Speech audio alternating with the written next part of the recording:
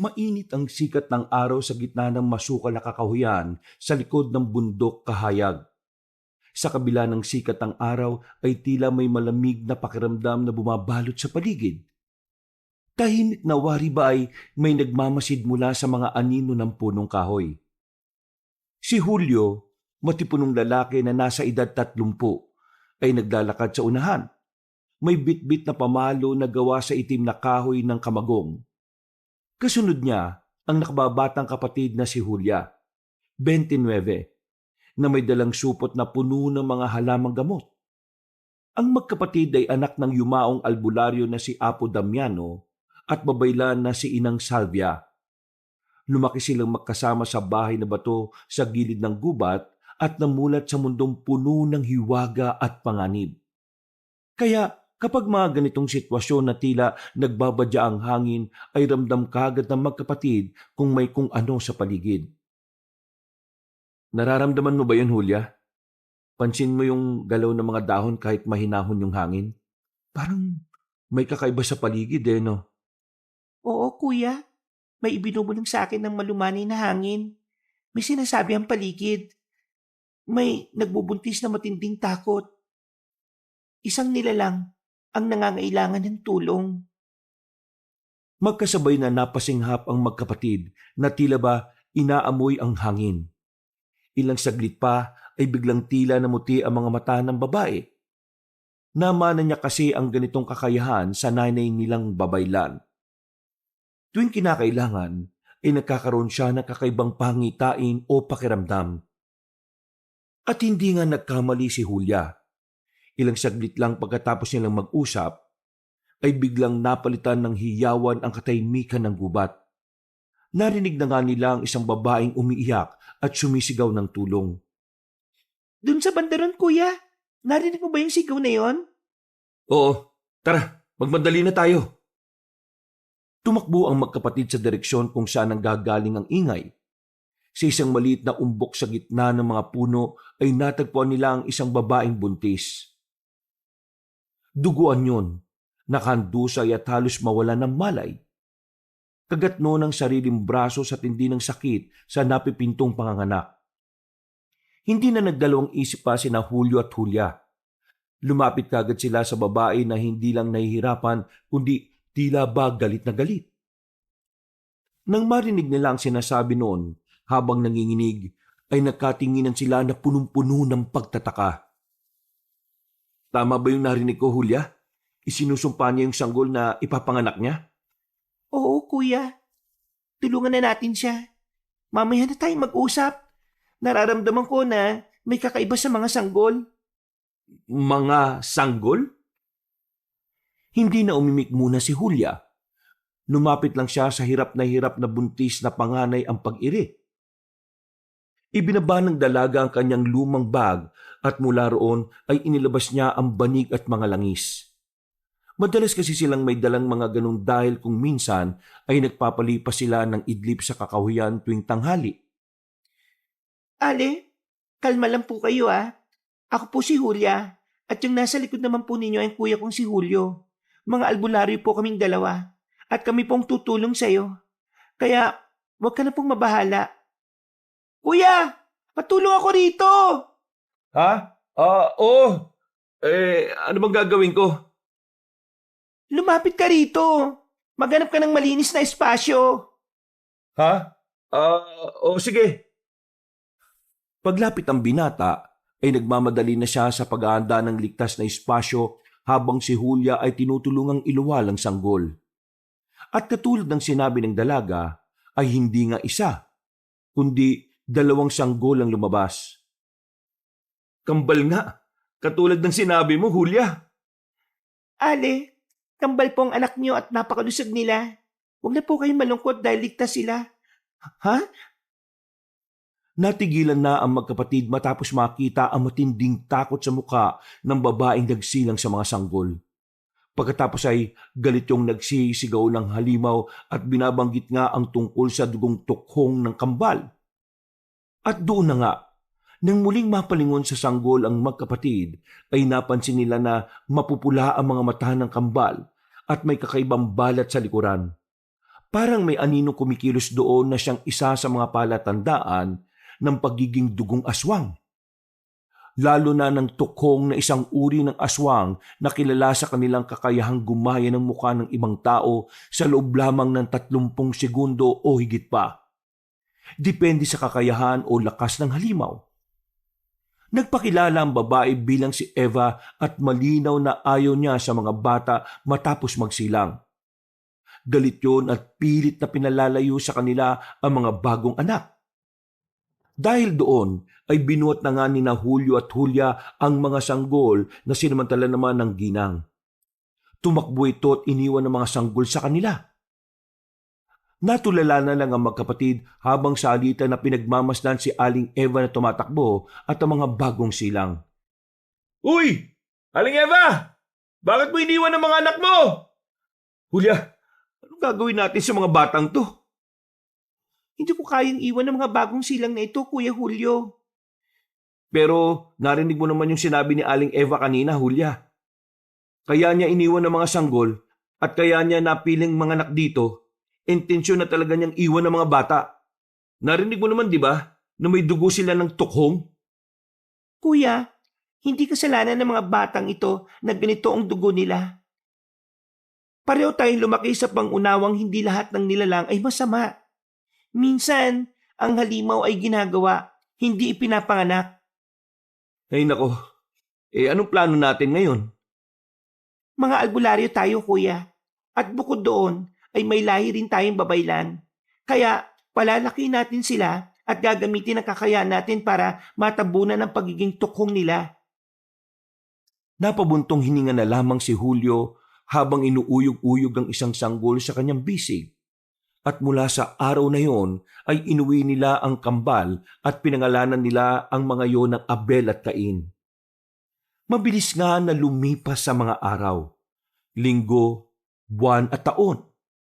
Sa lumang bahay na bato ni na Julio at Julia ay masayang lumaki sina Abel at Cain na parang ordinaryong mga bata. Hindi nila alam ang buong katotohanan ukol sa kanilang pinagmulan. Ngunit alam nilang hindi sila mga karaniwang nilalang. 40 anyos na si Julio at 39 naman si Julia habang ang kambal ay 10 taong gulang na. Sa ilalim ng pangangalaga ng magkapatid na albularyo ay lumaki sina Abel at Cain na may disiplina, respeto at kaalaman sa mga halamang gamot at espiritual na pakikipag-ugnayan. Sa umaga ay tinuturuan sila ni Julio ng pagtatanggol gamit ang mga kahoy na arnis. Sa hapon naman si Julia ang kanilang guro sa pagbabasa ng anino. Pakikipag-ugnayan sa kalikasan at pag-awit ng mga sinaunang orasyon. At nang magsimula ang pagdalaw ng katauhang tukhong ng magkapatid, ay isa lang ang palaging pinapayo ni Aling Julia sa mga anak-anakan. Lagi niyong tatandaan at isa sa isip ang palagi namin sinasabi ng Tatay Julio nyo. Hindi tayo tulad ng ibang mga bata. Itanim nyo sa isip nyong hindi kayo mga ordinaryo. Nanay Julia, pwede na po ba naming malaman kung bakit kami hindi ordinaryong bata ni Cain? May dugo kayong hindi natin pinili. Ngunit kayo pa rin ang pipili kung anong klaseng pagkatao ang nanaisin nyong tahakin. Pwede po bang wag nang pumili, Nay? Pwede naman po naming tanggapin kung sino kami, di po ba? May kalayaan man tayong tanggapin ng kung sino tayo, pero dapat timbangin natin ang kung ano ang makabubuti sa atin at makakasama. Nandito kami ng Tatay Julio nyo para gabayan kayo, kaya wag na kayong mag-alala magmula ngayon. Sa buong 10 taon ay tila naging ligtas na kanlungan ang kabundukan para sa kanila. Ngunit kahit anong husay sa pagkakalinga ng magkapatid na Julio at Julia, kung minsan ay hindi pa rin napipigilan ng kalikasan ng pag-usbong ng katotohanang pilit nilang inililibing at binabaon sa limot. Sa pagsapit ng ika-10 kaarawan ni na Abel at Cain, ay isang kakaibang pangyayari ang naganap at hindi inaasahan to ng magkapatid na albularyo. Habang natutulog ang kambal, ay bigla silang nagising na pawisan. Namumula ang kanilang mga mata at tila may mga imahe ng iba't ibang mukha ang lumabas sa kanilang isipan. Isa-isang sumasagi sa kanilang guni-guni ang anyo ng mga taong nakikita nila sa paligid. Si Mang Tomas ang panday, si Aling Rosario ang mananahi, at pati na rin ang nanay-nanayan at tatay-tatayan nila na sina Julio at Julia. Nagpupumiglas ang katawan ni Cain at pilit na ginagayang anyo ng magkapatid. Nanginginig naman si Abel pero nanatili siyang kontrolado ang sarili. Cain, tama na, pakiusap. Hindi ko alam kung bakit ganito ang pakiramdam ko eh. Para bang gusto kong makuha kung anong meron sila, Abel. Nagising si Tatay Julio nang marinig ang hiyawan ng kambal. Tumakbo siya at agad nakita ng dalawang batang tila nagbabagong anyo. Bukod doon, ay mas malilinaw na ang mga ugat sa kanilang leeg at halos magkabiyak na ang anyo nila. Agad na ginamit ng Ginoo ang isang lumang anting-anting na galing sa isang itim na buto ng isang halaman at itinapat sa noo ng kambal. "Buto ng itim na halaman! Tulungan mo akong mapakalma ang kambal!" Sa isang iglap ay biglang ang kumalma ang paligid. Tumigil ang pagngingit-ngitan ni Cain at napahinga naman ng malalim si Abel habang yakap-yakap ang kanyang kakambal. "Ayos na mga anak. Huwag na kayo matakot dahil nandito na ang Tatay Julio nyo. Halika kayo ritong dalawa." Pasensya na po kayo, Tay. Dinig na dinig ko po na may bumubulong sa akin. May ibang boses po sa utak ko. "Oo, tahan na anak, Cain. Ayos na ang lahat dahil nandito na ako. Kapag naulit pa ang tungkol dito wag na wag niyong pakikinggan ng boses na nag-uutos sa inyong gumawa ng masama, ha?" Masama po ba kami? May tugo po ba ng kasamaang nananalitay sa amin, Tay? Hindi kayo masama mga anak. Ang dugong nananalitay sa inyo ay hindi nyo kapalaran. Kayo ang magtatakda kung sino kayo at hindi yung kasamaan mga anak. Magmula na mangyari yon, ay mas naging mahigpit ang pagtuturo ng magkapatid. Si Abel ay mas madalas nang nag-aaral ng orasyon kay Julia. Naging malapit siya sa kalikasan, sa mga hayop at sa mga espiritu ng lupa. Si Cain naman, kahit na sinusubukang makisabay, ay unti-unting nagiging tahimik. Matalas tumingin at kung minsan ay lumalayo sa ibang tao. Isang gabi, para lang maibsan ang nararamdamang pagkatakam, ay palihim na lumabas si Abel. Pero nasundan siya ni Cain at nakitang nakapatay siya ng kuneho. Dahil doon ay sabay nilang nilantakan ng sariwang dugo at karne ng nasabing hayop.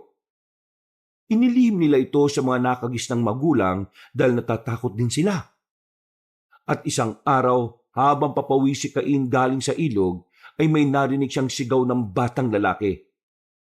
Dahil doon ay itinago niya ang sarili sa damuhan. Mula sa hindi kalayuan ay nakita niyang isang kabataang kaedad nila ng kakambal niya. Walang iba kundi ang apo ni Kapitan Dito na si Adan. Kilala ang nasabing batang malusog sa kanyang pambubuli dahil sa pagiging malaking bulas. Kitang-kita nga ni Cain na sinasaktan ni Adan ng isang batang may deprensya sa paglalakad. "Wala kang kwenta! Pilip pilay! Pilip pilay! Bakit ba palagi ka nalang pinipilit ng nanay mong makihalubilo sa amin? Hindi ka nga makasabay sa paglalakad namin eh. Tapos sumasali ka pa sa laro naming takbuhan. Sa susunod na makihalubilo ka pa sa amin, uupakan na talaga kita." Tinulak ni Adan ang batang may kapansanan kaya naggalit si Cain. Dahil doon ay tila nagdilim ang paningin niya at maya-maya pa nga ay biglang bumilis ang tibok ng puso niya. At bago pa siya makaisip ng tama o mali, ay nakaramdam na siya ng mainit na lakas na tila sumabog mula sa kanyang loob. Sa isang kisap mata ay nag-iba ang anyo ng kanyang muka.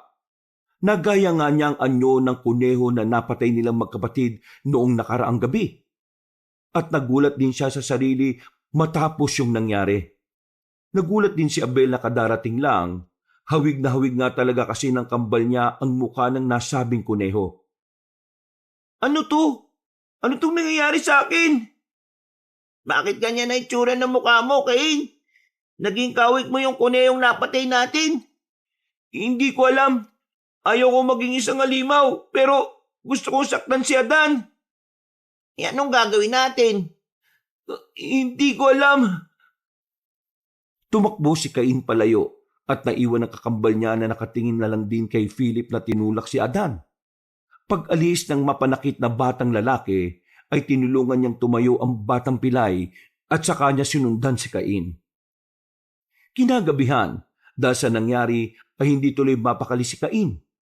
Habang kinakausap niya si Abel ay halata sa hilatya ng kanyang muka ang matinding pag-aalala.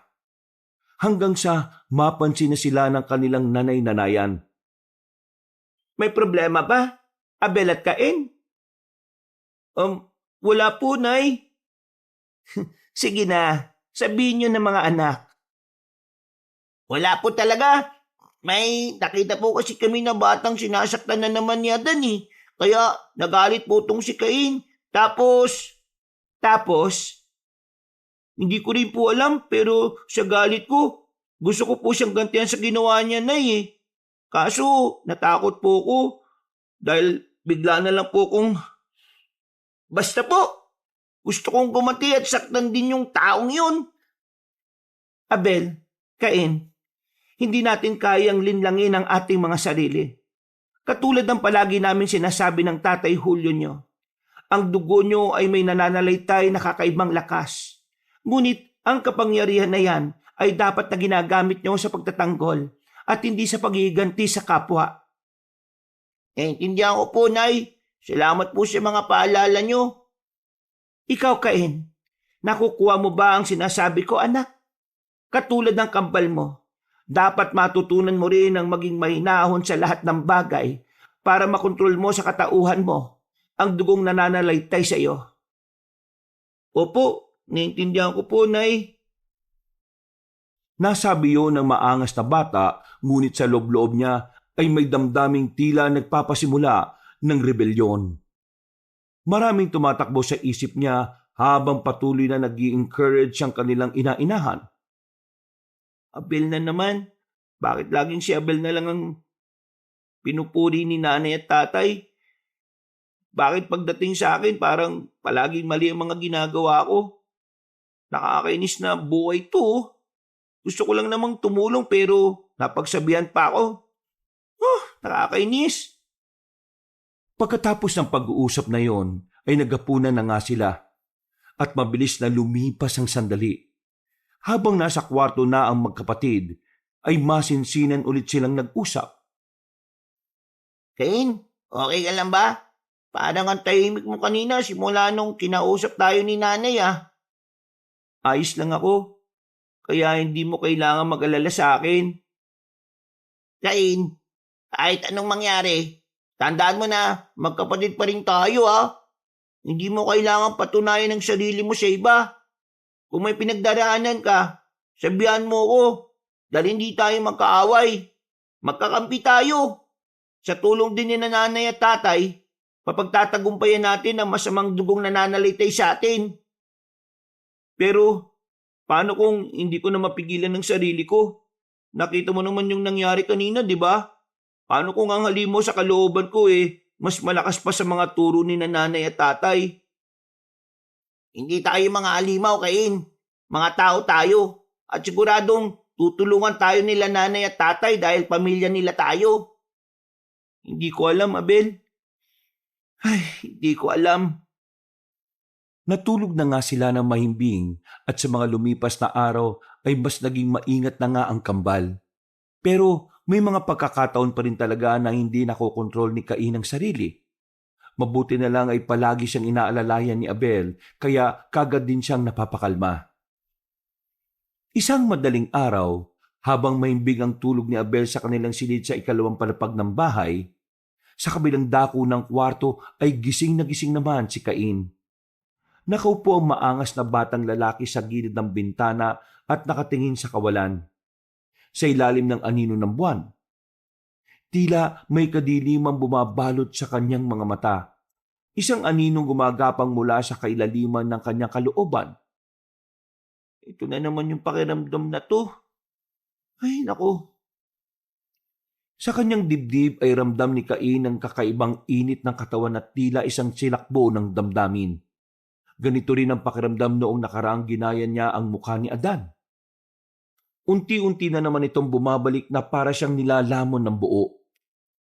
At sa bawat beses na ginagamit niya ang kapangyarihang yon, ay tila ba mas lalo siyang nagugustuhan ng kapangyarihan. Bakit ganito? Nagugustuhan ko yung pakiramdam na to. Ang sarap sa pakiramdam. Nakakatuwa at nakakaaliw. Pagkatapos noon, ay tila niyakap na nga niya ang katauhan ng pagiging tukhong.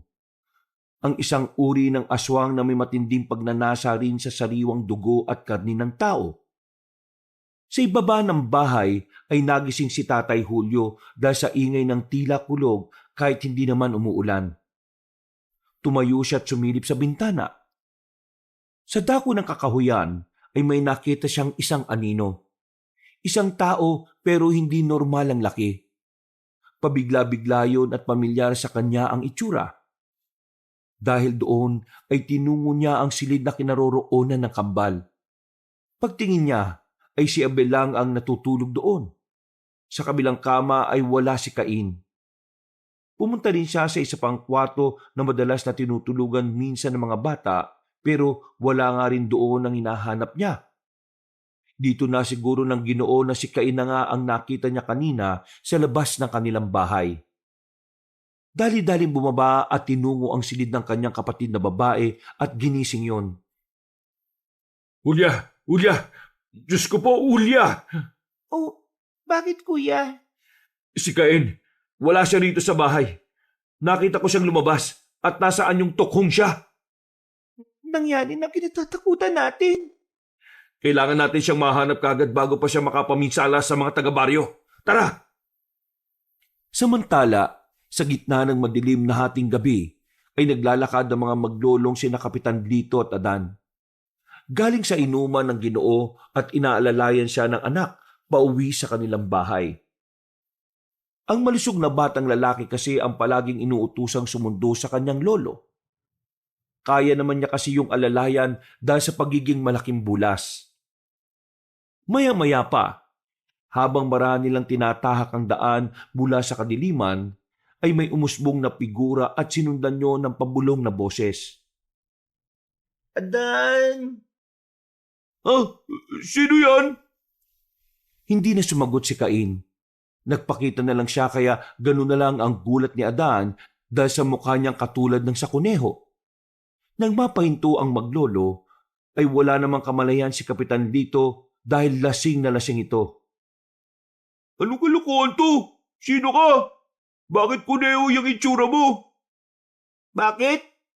Hindi mo ba gusto nakikita mo ngayon, Adan? Paano mo ko nakilala, ha?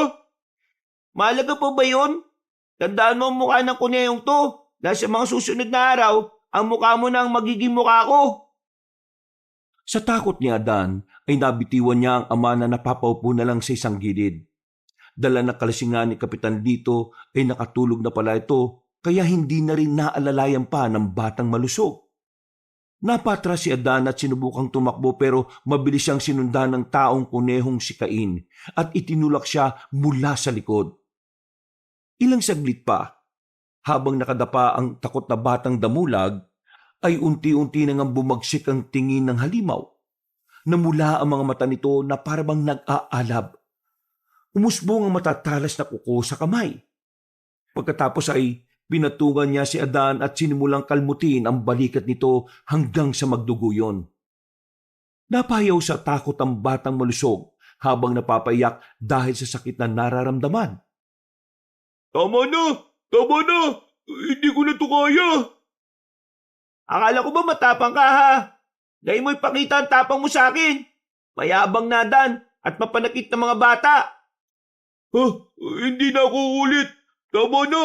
Tigilan mo na ako! Lolo! Tulungan mo ako! Kahit sino, tulong po!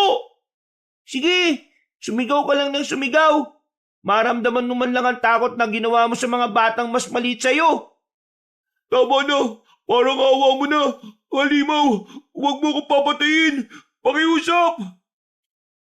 Hindi yung pinakinggan ni Cain na nasa mukha ng isang kuneho. Ngumiti lang siya at nang akma ng dadambahin ng kawawang biktima, ay eksakto naman ang pagdating ng magkapatid na Julio at Julia. Kasama na nila si Abel na nagulat din sa nasaksiyan. At para di sila makilala ni Adan, ay sinuntok ito ng Ginoo na nakatulog. Pagkatapos ay kagad nilang inuwi ang tila nawawala na sa sariling si Cain. Nang nasa bahay na sila, ay nagpunta ang lahat sa bodega. Nagulat din ang magkapatid na albularyo dahil nga sa nagmukha ng kuneho si Cain. Cain, umamin ka. Kumain ka ba ng kuneho? Bakit niyo ako pinipigilan? Tuturuan ko ng leksyon ng Adan na yan. Ang tanong ko ang sagutin mo, anak. Para makatulong kami ng nanay Julia mo. Bakit hindi niyo tanongin ang kambal ko? Dahil ba sa nakita niyong ako lang ang nasaan yung kuneho? Ibig sabihin ba nun na ako lang ang pumatay sa hayop na yon? Abel, bakit hindi mo sabihin ang totoo ngayon kay nanay at tatay, ha? Sabi mo kung sino ang totoong may kasalanan, kung bakit ako nagkaganito. Magsalita ka! Dahil doon, ay napatingin ng magkapatid na albularyo kay Abel na kitang-kita sa ilatya ng pagmumuka ang matinding takot. At para maibsan ang takot na yon, ay nilapitan niya si Nanay Julia at tinapik sa balikat. Sinyalis na dapat na nga niyang aminin kung ano ang totoong nangyayari.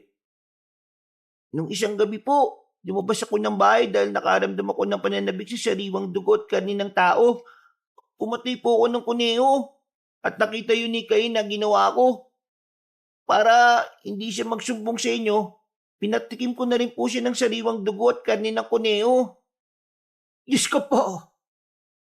Narinig niyo po, Nay, Tay? Ako pa rin po ba ang sisisihin niyo? Wala kaming sinisisi sa inyong dalawa, Cain. Sabagay, bakit niyo naman po sisisihin si Abel? Wala naman siyang ginawang hindi mali sa paningin niyo eh. Abel, ikaw naman talaga ang palaging pinupuri, di ba? Laging ikaw ang mas mabait kaysa sa akin. Hindi totoo yan, Cain. Pero yung pong nakikita ko, Nay, yung pong nararamdaman ko, parang ang itinuturing niyo lang na totoong anak ni Tatay Julio ang kambal ko. Pero ako, wala na akong ginawang tama. Kaya siguro tama na lang din na maging alimaw ako. Kasi alimaw naman po yata ang tingin niyo sa akin eh. Hindi totoo yung ibinubulong ng kasamaan sa utak mo, Cain. Pareho namin kayong inako na totoong mga anak at wala kaming tinitingnan na halimaw sa inyo. Bakit po hindi niyo na lang po ako inayaan na patayin si Adan? Tama na, Cain. Ikaw lang nag-iisip niya sa sarili mo eh. Hindi kita tinitingnan bilang isang halimaw. Ikaw ang kapatid ko. Pero kung papatayin mo si Adan, itutulak mo ang sarili mo sa bangin na yan. Naintindihan mo ba na kapag ginawa mo yan, hindi ka na makakabalik? Sa galit ni Cain ay nagpumiglas siya na parang hayop pero kaagad gumawa ng paraan si Tatay Julio. Itinapat niya sa noo ng tukhong ang anting-anting niyang itim na buto ng halaman hanggang sa makatulog ito at tumandusay sa sahig. Kagad lumapit sina Aling Julia at Abel sa walang malay na si Cain at unti-unti na nga rin bumalik ang anyo nito sa pagiging tao. Nay, Tay, humingi po ako ng tawad sa nagawa ko. Kung di ko po pinakain si Cain ng sariwang dugo at karne ng kuneho, hindi po ito mangyayari. Huwag mo nang sisihin ang sarili mo, anak. Sige na, matulog ka na rin sa kwarto mo at kami na muna ang bahala sa kambal mo. Sinunod nga kaagad ni Abel si Tatay Julio. Kinabukasan ay mabilis na umugong ang balita tungkol sa nangyari kay Adan. Kaya galit na galit si Kapitan Lito. Pinahanting ng Ginoong halimaw na gumawa ng masama sa kanyang apo. Dahil tuloy doon, ay nabahala rin ng mga taga-baryo at nagsimula ng mga kuro-kuro patungkol sa sinasabing halimaw. Napag-alaman nga ng karamihan na ang tawag sa ganong uri ng aswang ay tinatawag na tukhong. Ang tukhong ay isang uri ng aswang na may kakayahang gayahin ang mukha ng kanilang mga nabibiktima ng 30 segundo o higit pa. Depende sa kakayahan at lakas ng halimaw. Nagagaya man nila ang mukha pero hindi nila nagagayang pananalita at buong hubog ng katawan. Kapag nakapili na sila ng bibiktimahin, sinisiguro nilang hindi yun tatantanan. Kakapitan at kakapitan nila ang biktima hanggang sa makuha ang gusto. Ito ang dahilan kaya sila tinawag na tukhong na inahahalin tulad sa tuko na matindi kung kumapit. Dahil sa pangyayaring yon, ay mas naging maingat ang magkapatid na albularyo, lalo na sa pagtitimbang sa kambal. Siniguro nilang magiging pantay talaga ang pagtingin nila upang hindi na maulit ang nangyari noong nakaraan. Isang linggo pagkatapos ng insidente, ay muli na namang inatake ng pananabik sa sariwang dugo at karne ang kambal. Pero si Abel ay kaagad niyang nakontrol ang sarili. Si Cain naman ay patuloy na nakikipaglaban sa masamang bulong ng kanyang isipan. Wala pa naman sa kanila ngayon si Tatay Julio at Nanay Julia nila. Nagpunta sa kakahuyan ang dalawa para kumuha ng mga importanteng halamang gamot. Nag-iisip kasi ng paraan ang magkapatid paano nila maaalis ng tuluyan sa kapangyarihan ng tukhong ang kambal. Cain, labanan mo sarili mo ha. Huwag kang makikinig sa bulong na yan. Kung nagawa ko, alam ko magagawa mo rin. Hindi ako katulad mo, Abel. Hindi ko kayang ginagawa mo. Cain, makinig ka sa akin. Huwag mo ngayang lamunin ka ng halimaw mo. Pakinggan mo lang ang boses ko. Lumaya mo ako. Hayaan mo akong makatikim ng ibang sariwang putahe, Abel. Kung di ka tatabi sa daraanan ko, masasaktan ka rin. Sa isang iglap ay tuluyan na nga nag-anyong tukhong si Cain. Matatalim ang mga kuko. Namumula ang matang parang nagliliyab at ang muka ay katulad na naman sa kunyeho na huli nilang kinain. Nagtangtang lumabas ng bakuran ng halimaw pero pinigilan siya ni Abel sa abot na makakaya nito hanggang sa nagpambuno na nga sila. Mabuti na lang din ay malayo ang kanilang tirahan kaya walang nakakakita sa anyong tukhong ni Cain. Nagpalitan sila ng suntok, kagat at hampas gamit ang mga lakas na hindi pangkaraniwan. Si Abel ang naturuan ng pagdepensa sa unang pagkakataon ay nagbigkas ng orasyon at pinilit nilang pakalmahin ang kakambal. At nagtagumpay nga siya kaya unti-unting nanumbalik ang anyo ni Cain sa normal. Sabay silang napahiga sa lupa habang umihingal at tila parehong naiiyak. Eksakto rin ang pagdating ng magkapatid na albularyo na naabutan sila sa ganoong sitwasyon. Anong nangyari sa inyo, Abel at Cain? Nakaramdam na naman po kami ng pagkauaw pero hindi ko na naman nakontrol at napatalima lang ako ni Abel gamit ang tinurong orasyon ni Tatay Julio. Hindi lang ako may gawa nun, Cain. Tinulungan mo rin ang sarili mo. Tama na, Abel. Huwag mo na pag-ani ng loob ko dahil mas lalo lang ako naiinis sa sarili ko eh. Anak, Cain, huwag mong ilayo ang sarili mo. Tama ang kambal mo. Hindi lang dahil sa orasyon kaya ka nakabalik sa dati. Dahil din yun sa sarili mong kagustuhan. Hindi ko na po alam ang gagawin ko. Paano kapag nalaman ni Kapitan dito na ako ang gumawa ng ganun sa apo niyang si Adan? Siguradong madadamay din po kayo ni Tatay Julio. At siguradong hindi na nila kami tatanggapin dito sa baryo. Ipagtatabuyan nila kami. Bago pa mangyari yon, ay aalis na tayo rito. Hindi ba, Kuya Julio? Ha? Ano? Sumang-ayon ka na lang. Oo. Tandaan niyo to, Abel at Cain. Kahit saan man tayo magpunta, ay palagi niyong bitbit ang karunungan, ang pananagutan, at ang pag-asa na balang araw ay maiintindihan rin nila na hindi lahat ng may dugong aswang ay isang halimaw. Kung minsan ay mas halimaw pa ang laman ng isip at ginagawa ng isang tao kaysa sa itsura ng isang aswang. Dahil sa tumitinding paghihigpit sa baryo, kaya naging tama rin naman ang desisyon nila na umalis pansamantala roon. 1:30 ng madaling araw, sa gitna ng malamig na hangin at hamog ng kagubatan, Nakatayo silang apat sa labas ng lumang bahay na bato. Ito na kasi marahil ang huling sandali na tatanawin nila ang kinagis ng tahanan. Binitbit ng magkapatid na Julio at Julia ang lahat ng maaari nilang madala sa pag-alis. Mga halamang gamot, anting-anting, mga aklat ng sinaunang orasyon at mga kagamitan sa panggagamot. Si Abel at Kay naman ay tahimik lang na nakasunod sa kinagis ng mga magulang. Naglalakad sila sa likod ng karitong hinihila ni Ginoong Julio. Tay Julio, Nay Julia, patawarin niyo po ako ha. Alam ko pong dahil sa akin kaya kailangan niyo pong iwan ang lahat ng kinagisnan niyo po rito sa baryo. Hindi ikaw ang dahilan, Cain anak. Ang totoong dahilan ay ang takot at ang takot ay hindi laging may katwiran. Hindi lahat ng paglayo ay pagtakas. Minsan, ito ay para sa pagkatao nating kailangan ng kagalingan at kapayapaan. Babalik pa po ba tayo sa lugar na ito? Hindi natin alam at walang makakapagsabi. Siguro kapag umupa na ang tensyon at paghahanap nila sa tukhong, delikado si Kapitan dito, lalo na kapag naalaman niya ang sikreto niyong magkapatid.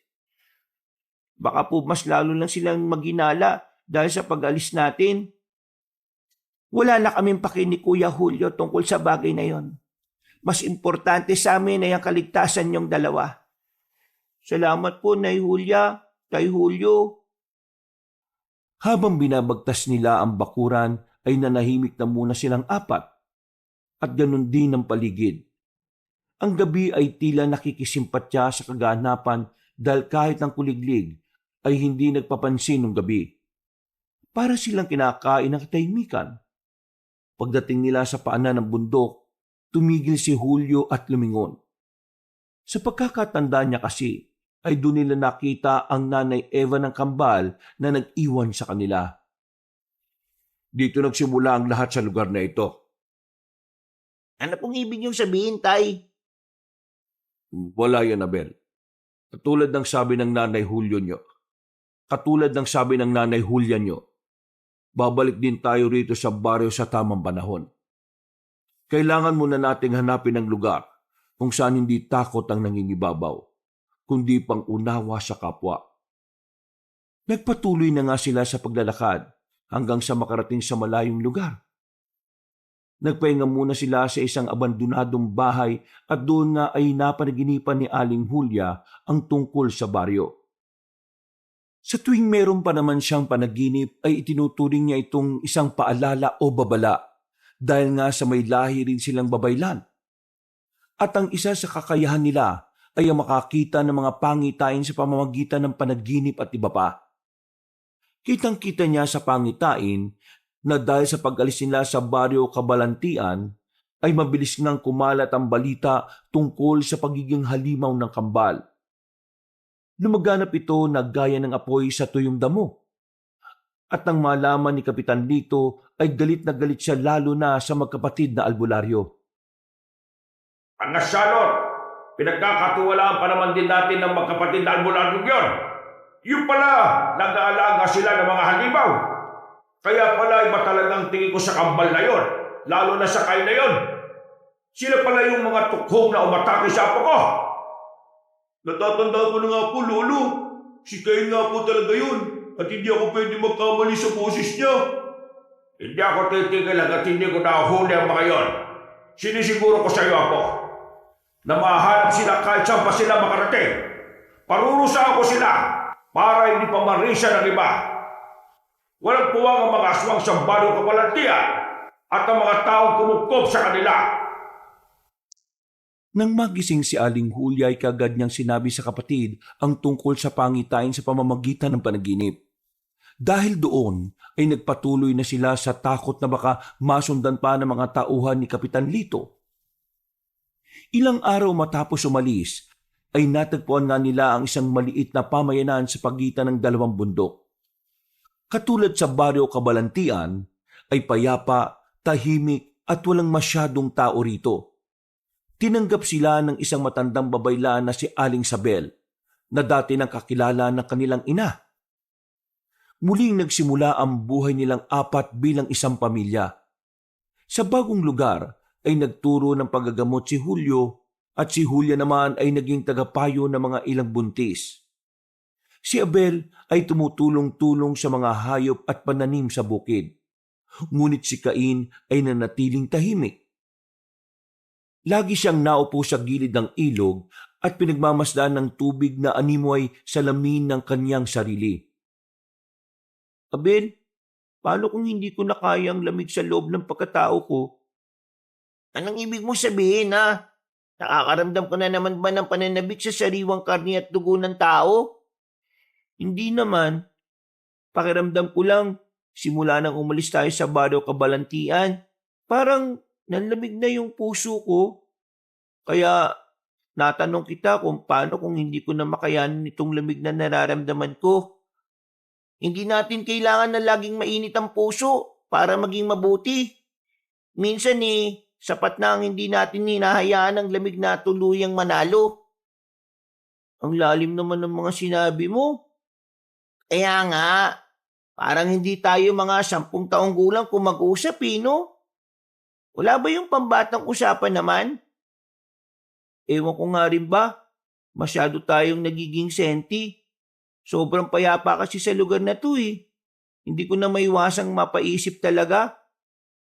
Tulungan mo na lang muna ako mamaya dun sa baboyan ni Aling Sabel para naman maiba-iba yung iniisip mo.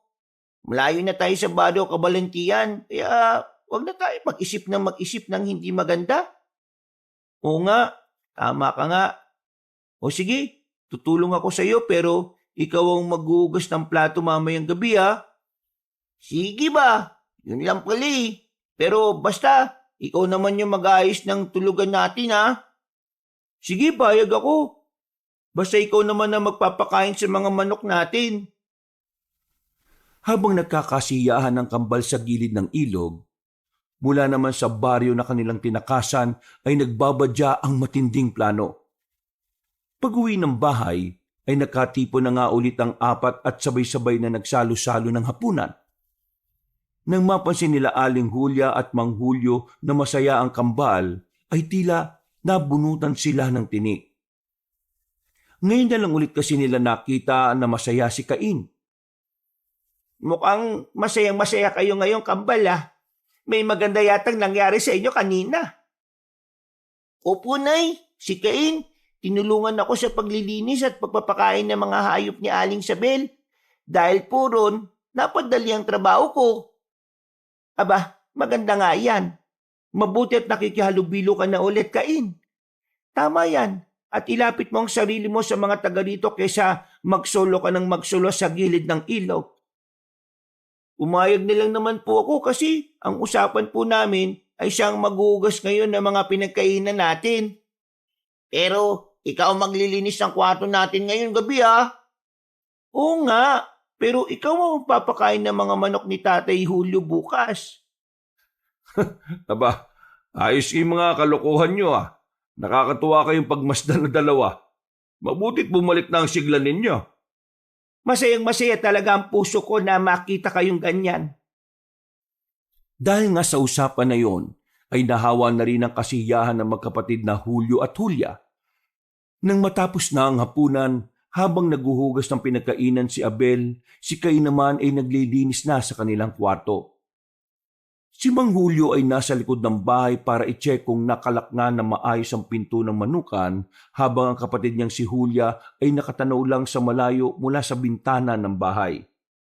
Iniangat ng babaeng babaylan ng kamay niya dahil tila merong ibinubulong sa kanya ang hangin. Nang makita yun ng nakatatanda niyang kapatid, ay lumapit kagad yun sa kanya. May problema ba? May ibinubulong na naman ba ang hangin sa'yo? Wala pa naman sa ngayon. Pero napapansin ko lang, kuya, na parang may kakaiba sa simoy ng hangin ngayong gabi. Ikaw ba napapansin mo ba? Malumanay naman ang hatid ng hangin kaya huwag kang mabahala masyado. Kung may nagbabadyang panganib, naniniwala akong ipapakita yun sa'yo sa pangitain. Hindi na sila nakapag-usap dahil lumabas ng kwarto si Cain at napatingin sa kanila. Nagngitian silang tatlo at pagkatapos ay nagkanya-kanya na rin. Mabilis na lumipas ang oras. Pasado 12:00 ng hating gabi. Habang nahihimbing na nga ng tulog ang lahat, ay muli ngang dinalo ng pangitaing panaginip si Aling Hulya. Tila ba lumipad ang diwa niya hanggang sa makabalik sa baryo Kabalantian. Sa diwasang malapit sa munisipyo ay nakita niya na lihim na nagtitipo ng ilang mga kalalakihang galit at natatakot. Hawak nila ang kani-kanilang mga bolo, itak at sulo. Ang ilan ay may bitbit pang ang mga balisong at balaso. Kinabahan kagad ang babaeng babaylan kaya naisip niyang bumalik na pero nakita niyang lumitaw si Kapitan Lito na may hawak ding mga sandata. Huminto siya at pinakinggan ang usapan ng mga kalalakihan. Hindi tayo ligtas hanggat narin dito sa paligid ng kambal na halimaw na iyon. Ayon sa balitang nakarating sa akin, nasa munting pamayanan sila. Kahit malayo sila rito sa atin, hindi ako magpapakampante katulad ng iba na walang pakialam. Kung nasaktan ng tukhong na iyon ng apo ko, hindi malayong masaktan din nila ang mga mahal nyo sa buhay at ng iba pa. Huwag tayong paloko sa awa at huwag nating hintayin na may anak tayong mapahaba. Siguradong doon sila mag-asik ng lagim sa munting pabayanan. Kaya dapat silang mapigilan. Sumang-ayon ng mga kalalakihang naroon kaya nagpatuloy sa pagsasalita ang Ginoo. At para sa kaalaman ng lahat, mga kasama, ang maalamat na aswang na tukhong ay may kakayahan daw na gayahin ang itsura ng huli nilang biktima. Isipin natin mabuti ito. Paano kung yung isa sa mga mahal natin sa buhay ang nabiktima niya at gagayahin niya ang mukha nito sa susunod niyang pag-asik ng lagim? Papayag ba kayong mangyari ang ganon? Hindi, di ba? Kaya habang hindi pa nahuhuli ang lahat, gumawa na tayo ng aksyon. Magtungo tayo sa munting pabayanan para masupil ang kambal na tukho. Ang lahat ay sumang-ayon sa nais ni Kapitan Lito. Kahit si Adan na tahimik lang na nakaupo sa isang gilid ay nakisang-ayon din sa bugso ng damdamin ng mga galit na tao. Nang masaksihan niyo ni Aling Hulya ay dali-dali siyang bumalik sa kanyang katauhan. Pagbangon ay pawis na pawis siya at punong-puno ng pag-aalala dahil sa mga narinig. Ilang saglit pa ay nakarinig siya ng mga nagmamadaling yabag hanggang sa sumulpot sa pintuan ng kwarto niya si Mang Julio. Kitang-kita matinding pag-aalala sa mukha nun. Ano nangyari, Kuya Julio? Sa unang pagkakataon ay nanaginip ako na masama. May masamang binabalak si Kapitan dito laban sa kambal. Huwag naman sana magyari. Nagpaplano na nga silang pumunta rito sa munting pamayanan, Kuya. Anong ibig mong sabihin? Nakita at narinig ko sa pamamagitan ng plano nila. Ngayon lang mismo. Anumang oras mula ngayon ay pupunta na sila rito. Kung ganon, ano pang hinihintay natin? Gisingin mo na si Abel at Cain para makapag-alsa balutan na tayo. Kahit saan tayo magpunta, susundan at susundan tayo ng mga iyon, Kuya. Kailangan na natin silang harapin. Pero paano yung kambal? Hindi naman ako nag-aalala para sa ating dalawa dahil alam kong kaya nating ipagtanggol ang mga sarili natin. Nag-aalala ko kay Abel lalo na kay Cain. Poprotektahan natin sila, Kuya. Ano pong nangyayari, Nay? Tay, naalimpungatan po kayo sa mga boses niyo eh.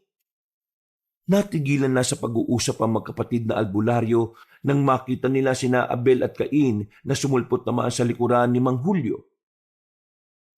Hindi kaagad na makapagpaliwanag ang Ginoo, kaya humirit na si Cain dahil narinig niyang binanggit ang pangalan nila. May problema po ba, Nay? Tay, narinig ko po na binanggit niyo yung pangalan namin ni Abel eh. Kanino niyo po kami poprotektahan? At bakit? Wala yun, anak. Nalaman na po ba ni Kapitan Lito kung nasaan tayo nagtatago? Kung ganun po, handa po kong harapin sila para humingi po ng tawad sa nagawa ko kay Adan. Pero kung hindi po sila papayag, sa palagay niyo po ba, Nay, Tay, kung tatanggapin ko po ang pagiging tukhong, matitigil na rin po ba ang lahat ng ito? Hindi niyo kailangang tanggapin ang pagiging halimaw para lang maunawaan ng mga tao ang pagkataon niyong dalawa. Tandaan niyo na mahal namin kayo ng Tatay Julio niyo. Kahit na sino pa kayo, hindi mahalaga ang iisipin ng iba. Pero bakit po aalis na naman tayo sa lugar na ito? Hindi tayo aalis. Di ba, Kuya Julio? Ha? Oo. Hindi tayo aalis at paghahandaan natin ang pagdating nila. Sama-sama natin silang haharapin, mga anak. Pagkatapos ng pag-uusap na yon, ay bumalik na ang lahat sa pagtulog. Kinabukasan ay pinaghandaan nga ng magkapatid na albularyo ang pagdating ng mga taga-baryo Kabalantian. Pero lumipas sa mga araw ay wala pa ring sumulpot. 3 araw at gabi pagkatapos ng mga pangitain ni na Aling Hulya at Mang Julio, patulog na sana sila ng tila may bumasag sa katahimikan at kapayapaan ng gabi. Magkasabay na napabalikwas ng bangon ng kambal matapos nilang maramdaman ang mga tunog sa palibot ng kanilang bakuran. Ilang saglit pa ay dumating sa silid nila ang magkapatid na albularyo. Ano pong mga ingay na naririnig namin sa labas ng bahay? Nay, Tay? Nandito na sila, mga anak. Kaya huwag kayong gagawa ng ingay masyado. Dahil siguradong kapag nakarinig sila ng kahit na anong tunog na gawa ng tao, siguradong yayarihin nila tayo. Nang sumilip si Mang Julio sa maliit na siwang, ay nakita nga niya sa labas ang mga kalalakihan ng baryo Kabalantian. Pinalibutan na sila ng mga taong may hawak ng apoy at armas sa pangunguna ni Kapitan Lito. Kasama si Mang Obet at iba pa.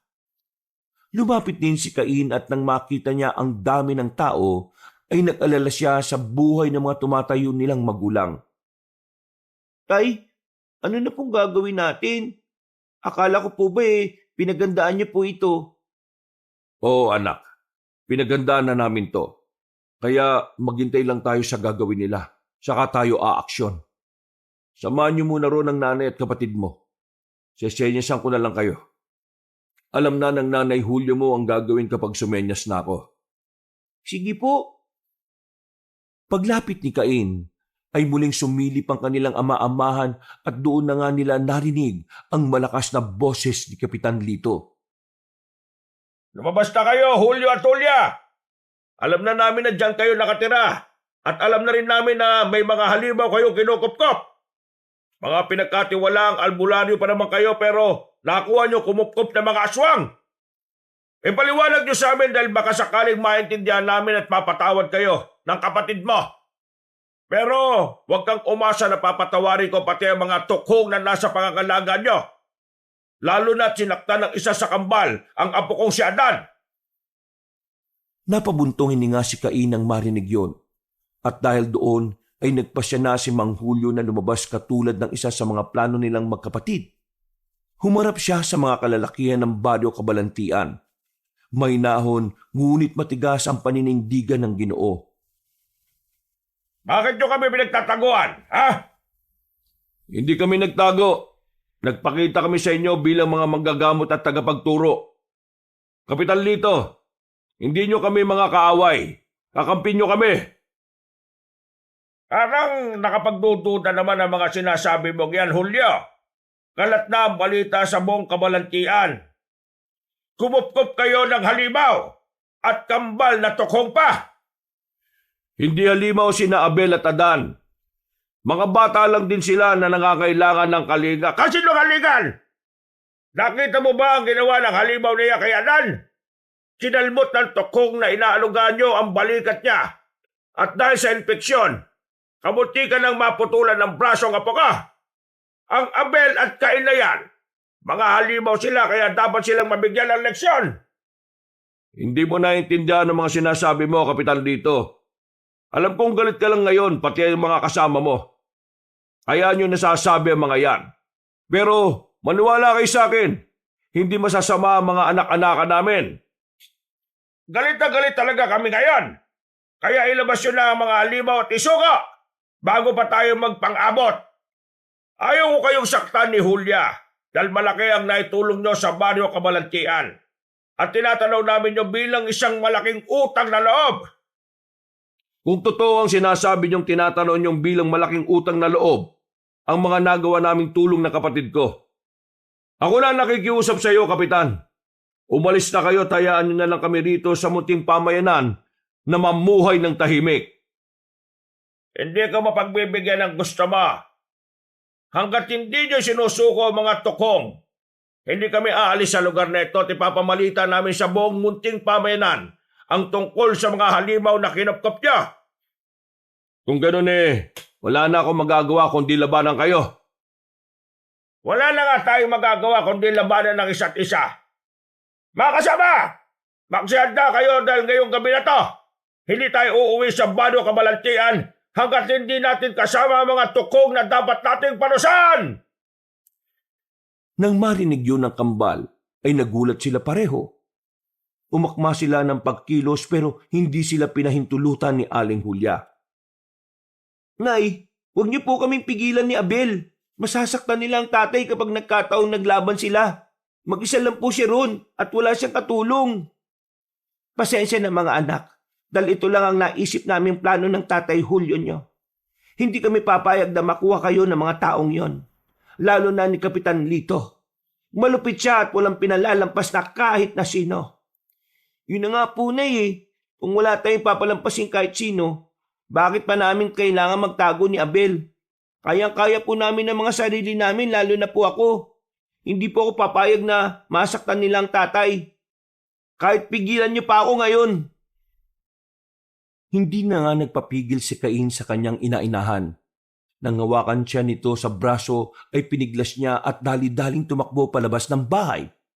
Sumunod din si Abel pagkalaon dahil katulad ng kanyang kambal ay ayaw niya ring mapano ang kanilang ama-amahan. Sa tapat ng bakuran magsisimula pa lang ang pagsalakay ng mga kasama ni Kapitan Lito nang biglang bumukas ang pinto ng bahay. Napalingon silang lahat doon at laking gulat nga ni Mang Julio na magkasunurang lumabas sina Cain at Abel. Cain, Abel, anong ginagawa niyo rito? Hindi ba sinabihan ko na kayo? Ano ba naman? Nasaan ang nanay Julia niyo?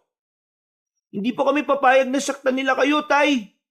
Tama po. Kami ang kailangan nila kaya kami ang dapat pong umarap dito. Hindi niyo alam ang sinasabi niyo. Ay, naku naman mga anak, dapat makinig na lang kayo sa amin ng nanay niyo. Pinalalalaan niyo lang ang sitwasyon Wala po akong paki sa iniisip ng mga tao, Tay. Kung sasaktan nila kayo, ako makakaharap nila at hindi ako magdadalawang isip na gumanti. Unti-unting nagbago ang kulay ng mga mata ni Cain, pero kinokontrol niya pa rin ang sarili na hindi magpalit ng anyo bilang isang tukhong. Nang makita ng mga tao ang pamumula ng kanyang mga mata, ay nahintakutan ng mga yon. Wala pa man siyang ginagawa, ang ilan ay nasisindak na. Pero ang isang kagaya ni Kapitan Lito na matindi ang galit sa halimaw, si Mang Obit na dali-daling tumakbo palapit kay Cain. Hawak niya ang matalim na itak na sumalakay sa maangas na batang tukhong. Cain, aatake si Mang Obit. Alam ko. Eksaktong kalalabas lang ng bahay ni Aling Hulya ay nakita nga niya ang pag-atake ni Mang Obit. At katulad ng kapatid ni Mang Julio ay napasigaw na lang siya sa pagkabigla. Pero kahit malapit na si Mang Obit ay hindi pa rin kumilos si Cain. Nanlilisik niya pa rin pinagmasdan ng Ginoo at hindi siya tumakas. At nang tatagay na siya, sa halip na lumaban, ay tuluyan siyang nagpalit ng anyo bilang tukhong at tinubad niya ang kanyang pang-itaas na suot at ibinaba ang kanyang muka. Nagulat ang lahat sa kanilang nasaksihan, lalo na si Kapitan Lito na tila nalito na nga sa nangyari. Dahil tuloy doon ay natigilan din si Mang Obet na punong-puno ng pagtatakang tumitig lang sa batang lalaki. Ano pang ginagawa mo, Obet? Tagay mo na yan! Bago pa magpalit ng anyo bilang tukong! Huwag kang basta tumunga nga dyan! Opo, Kapitan Lito. May dugo ako ng tukong. Kami ng kambal ko. At opo, tama po kayo. Nasaktan ko si Adan pero ginawa ko po yun hindi dahil sa gusto ko lang. Gumanti ako sa ginawa niyang pangapi kay Philip Pilay na anak mo, Mang Obet. Alam ko pong hindi yun rason para gumanti pero kung kayo pong nasa katayuan ko, kung alam niyo pong may kakayahan kayong tumulong sa kapwa, alam kong gagawin niyo rin po ang ginawa ko. Ang dami mong sinasabing aswang ka. Pinalalabas mo pang masama ang apo ko, ha? Binabaluktot mo ang katotohanan. Dali-daling tumakbo si Kapitan Lito at inagaw ang isang mahabang tabak sa kasamahan nilang lalaki. Nang makita yun ni Mang Julio, ay dali-dali naman niya kinuha ang hawak ni Mang Obet na itak at ito ang ginamit pansalag sa pag-atake ng kapitan. Dahil doon ay nagkagulo na nga ng tuluyan. Kagad lumabas ng bahay si Aling Julia at muling hinatak ang kambal papasok sa loob. Pagkatapos ay nagsaboy siya ng kung anong pulbura sa labas. Nang umalingasaw ang amoy noon ay tila napahinto ang ibang nakalanghap at sa isang iglap ay para silang mga natulala. At dahil alam na ni Kapitan Litong tungkol sa mga ganong bagay, kaya dali-dali siyang nagtakip ng ilong habang nakikipaglaban kay Mang Julio. Magsitakip kayo ng mga ilong niya! Huwag kayo magpapaniwala sa aswang na yan! Kung napalabas ng masama ang apo ko, maaari niya rin gawin niya sa mga mahal niyo sa buhay. Ang mga kampo ng Diablo ay magaling magpaikot sa tao, kaya bibilugin din nila ang mga ulo ninyo. Huwag kayong maniwala sa mga kasinungalingan nila. Hindi ko pinalaking sinungaling ang mga anak ko. May katigasan sila ng ulo pero ni isang beses ay hindi nila kayang gumawa ng kasinungalingan. At hindi sila mga kampo ng Diablo. Mga kasama, naririnig niyo ba kayo ng sinasabi ng magaling na albularong si Julio? Kahit sila magkapatid ay napaikot ang katukong na ito. Siguradong nasa ilalim na rin sila ng kapangyarihan ng mga aswang. Kaya sugurin niyo na sila sa loob. Bilisan niyo! Dahil sa mga sinabi niyo ni Kapitan Lito, ang mga natitirang hindi nakalanghap ng sinaboy ni Aling Julia ay kagading nagtakip ng ilong. Sumulakay sila sa loob na hindi na napigil ni Mang Julio dahil patuloy silang nakikipaglaban. Julia! Umalis na kayo ng mga bata! Bilisan niyo! Mula sa loob ng bahay ay narinig ni na Aling Julia, Abel at Cain ang sigaw na yon ni Mang Julio. Nay, wag po nating iwan ng tatay. Wala tayong magagawa mga anak. Kailangan na nating umalis dito. Hindi po ako papayag, Nay. Balikan po natin si tatay. Huwag na matigas ang ulo mo, anak. Cain, gusto mo bang mapahamak tayong lahat dito? Pero, Nay, wala nang pero-pero. Magmadali na kayo. Doon sa likod ng bahay. Bilis! Wala na ngang nagawa ang kambal kundi sumunod sa sinasabi ng kanilang ina-inahan. Habang nagmamadali silang tahakin ang likod ng bahay, ay biglang may 4 na sumulpot na lalaking galit na galit. Ang dalawa ay may dalang pana na may balang pangontra sa mga aswang, habang ang dalawa ay may mga kalawanging itak. Makiusap. Hindi natin kailangan magpatayan. Palisin niyo na kami. Wala tayong mapapala sa ganito. Ha! Naudlot na ang ginang sa pagsasalita na may dumaang palaso sa kanyang harapan. Kamunti ka na siyang matamaan. Mabuti na lang ay nahila siya kaagad ni Abel. Ang batang lalaki tuloy ang nadaplisan ng pana. Nang makita yun ni Cain ay tuluyan na ngang na-trigger ang kanyang kalooban. Ramdam niya ang pag-init ng buo niyang katawan na parang may kumukulong lava roon. Ilang saglit pa ay unti-unti na nga siyang nagpalit ng anyo. Kitang-kita ng 4 na lalaki ang pagiging kuneho ng kanyang muka. Gulat na gulat sila sa paghaba ng kanyang tenga. Bukod doon ay tumuli sa mga kuko niya at tumaba ang mga pangil. Nangitim din ang kanyang mga balat at mas lalong tumalim ang tingin. Napasigaw ang 4 na lalaki ng halimaw bago sila umatake. Dahil doon ay hindi na nga tuluyang nakapagpigil si Cain. Sinalakay niya ang pumana kay Nanay Julia. Anak, Cain! Wag! Cain! Wag mo silang patayin! Huli na bago maawat ni Nanay Julia at Abel ang tukhong na sinunggaban ng isang Ginoo. At katulad nga ng isang tuko, ay talagang kapit na kapit siya sa likuran ng lalaki. Kahit anong pagpupumiglas noon ay hindi siya bumibitiw hanggang sa sakmalinan niya sa leeg. Sumirit ang masaganang dugo kasabay ng pagsigaw ng lalaking unti-unti ring nangisay. Dahil doon ay umatake na ulit ang 3 pang natitira. Ang isa pang may pana ay umatake pero ginamit ni Cain na pansalag ang kanyang biktima. Nang bumitaw siya roon, ay natapyas ang balat ng lalaki na kagad dumandusay sa sahig habang nangingisay-ngisay. Sige! Subukan niyo pang sumalakay. Iisa-isahin ko kayong lahat. Anak, tumigil ka na. Huwag na anak, tama na. Huwag kang mananakit ng mga tao. Kapag pinagpatuloy mo yan, mamamayanin na ng tuluyan ng sakatauhan mo ang tukhong. Nay, papatayin po nila kayo ni tatay eh. Kaya hindi po ako papayag na mangyari yon. Tatanggapin ko po ang pagiging tukhong ng buong buo. Maprotektahan lang po kayo. Isang pana na ang tumama sa likurang hita ni Cain. At nang lingunin niya yon ay tumakbo na ang lalaking may gawa. Nagalit siya ng gusto at mabilis na tumakbo papunta sa kinaroroonan ng gumawa nito sa kanya. Naabutan niya ang lalaki sa isang gilid at na-corner niya ito. Ang lakas ng loob mong kutong lupa ka. Sinubukan pa ng lalaki na muling umatake, pero sinunggaban na siya ni Cain at walang kaabog-abog na binali ang ulo sa kakinagat sa leeg. Sumirit na naman na masaganang dugo na tumaga sa buong katawan ng lalaking walang buhay. Pagkatapos nito, ay nagpatuloy pa siya sa pagnatngat ng leeg ng biktima. Tila ang uhaw na nararamdaman ng kalooban niya ay mas lalong nabuhay.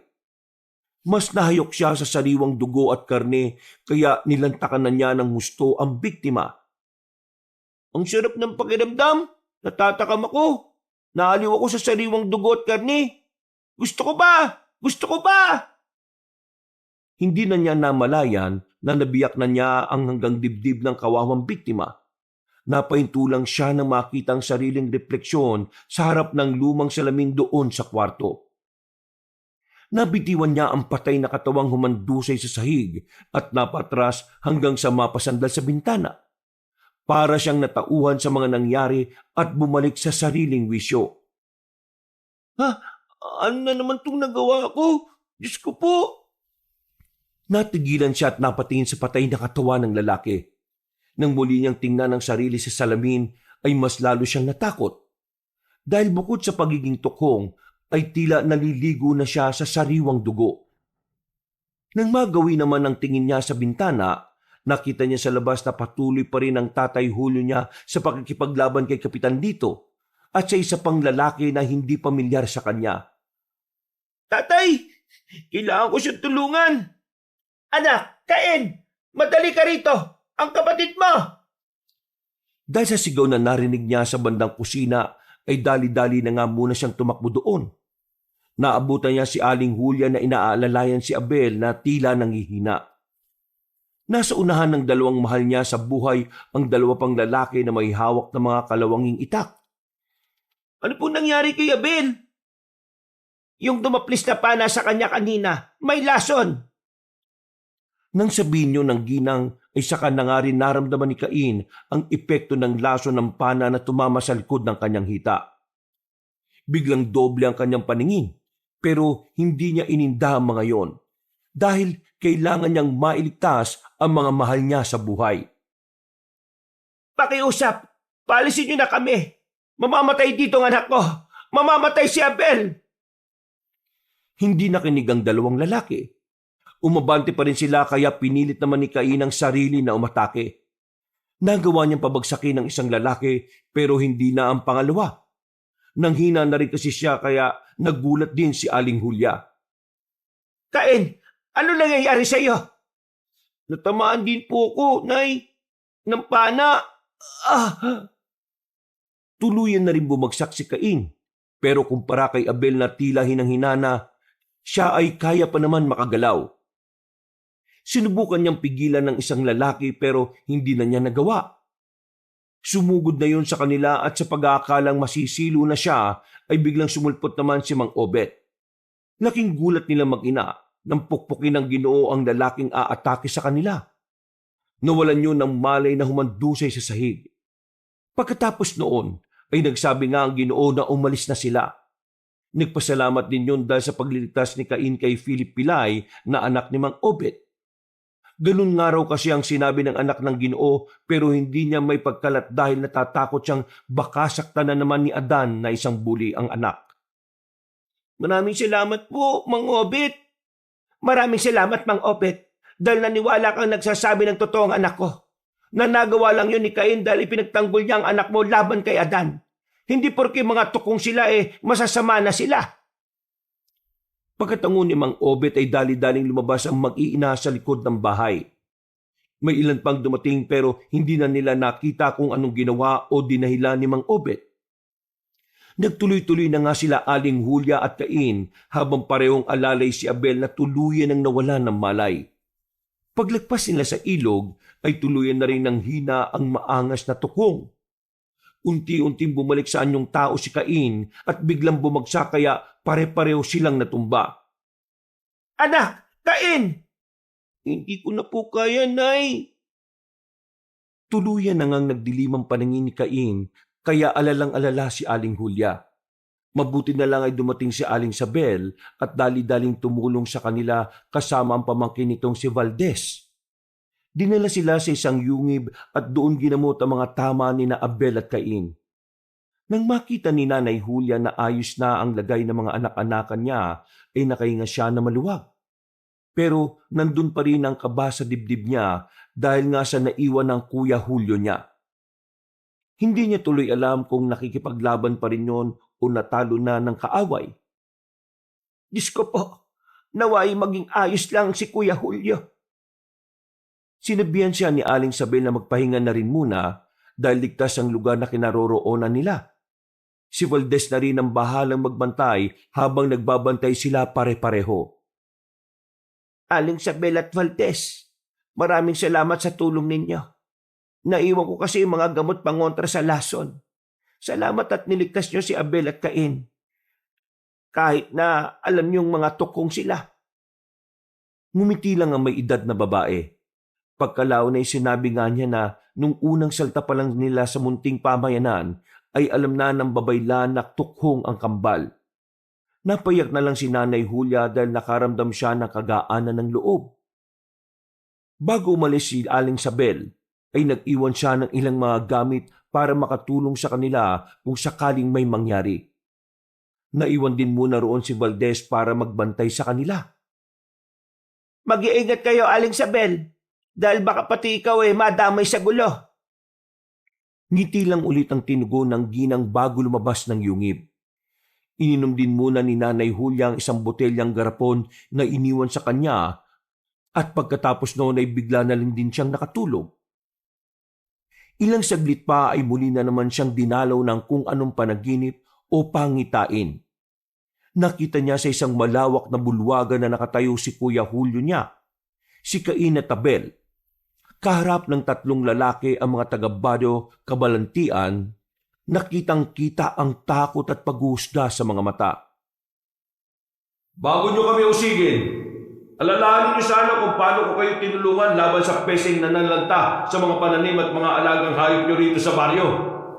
Bago nyo kami pag-isipan na masama, alalahanin nyo sana kung paano kayo tinulungan ng kapatid kong si Hulya kapag nagkakasakit kayo.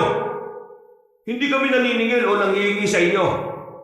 Nagtatanim kami ng sarili namin para may makain kami at hindi kami namimirwisyo sa inyo.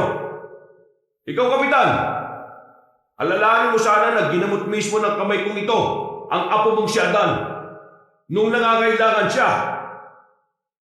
Hindi kami mga masasamang nilalang. Katulad nyo rin kami, Adan. Mga bata lang din kami.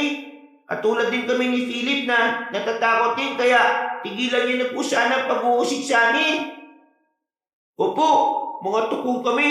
Mga asong na itinuturing niyong mapanganib at delikado. Halimaw man po kami sa inyong paningin o sa labas na kahanyuan, pero dito po sa kalooban namin, mga batang natatakot lang din po kami at naghahanap ng kalinga ng isang pamilya. Natagpuan po namin ang pagmamahal na iyon sa katauhan nila Nanay Hulya at Tatay Julio. Huwag niyo po silang usigin dahil lang sa amin. At huwag niyo rin kaming husgahan, kaagad at parusaan. Ang tunay na halimaw ay ang pusong hindi na kaya makakita ng kabutihan. At hindi yun ang mga anak namin sina Abel at Cain. Hindi nila pinili na maging tukhong. Kaya sinikap namin ang magamit nila ang katauhang yon, hindi para makapambiktima, kundi para tumulong sa mga mahihina. Dahil sa sinabing yon ni Mang Julio, ay tila naantig ang mga puso ng mga nakikinig na taga-baryo. Maya-maya lang ay isa-isa na ngang ibinaba ng mga taga-kabalantian ang kanilang mga armas. Si Kapitan Lito, bagamat mahigpit pa rin ang tingin, ay hindi na nakapagsalita. Ang ilan sa mga matatanda ay lumapit at yumukod para humingi ng tawad. Nangunan na nga si Mang Obet, Mang Tomas at Aling Rosario. Tinanggap na magkakapatid ang paghingi ng tawad ng mga taga-baryo at ikinatuwayo ni Aling Hulya habang nakatingin sa malayo. Naiyak si Cain at napaluhod pati ang kanyang kambal, sapagkat sa unang pagkakataon ay nakaramdam sila ng totoong kapayapaan ng puso. Pangitain ba ito, Panginoon? Kung ganun po magandang pangita ito kung totoong mangyayari. Pagdilat ng mga mata ay doon lang din napansin ni Aling Hulya na lumuluha na rin pala siya. Pagkapunas niya ng mukha ay napansin niya sa bukana ng yungib si Valdez na nakatayo pa rin. Pagkuwan ay bumaling siya ng tingin sa kambal na nahihimbing pa rin ng pagtulog. Kumusta na kaya si Kuya Julio? Anong oras na ba? Lumapit siya kay Valdez at doon na nga rin niya nakita na magbubukang liwayway na. Nagkausap pa sila ng binata patungkol sa ilang bagay at sinabi nga nun sa kanya na huwag mag-alala.